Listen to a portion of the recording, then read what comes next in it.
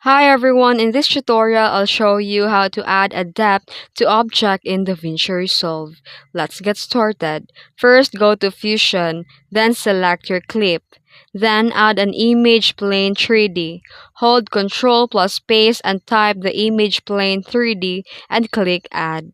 Then hold Ctrl and plus space again, then type the duplicate 3D and add it.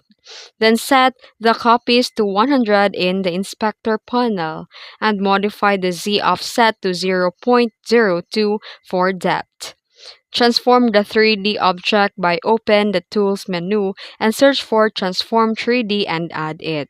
Click the dot under the transform to activate the 3D grid.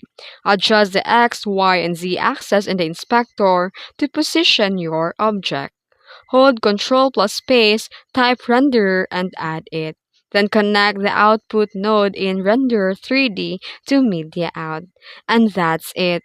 If you found this tutorial helpful, don't forget to like and subscribe for more tips. Thanks for watching.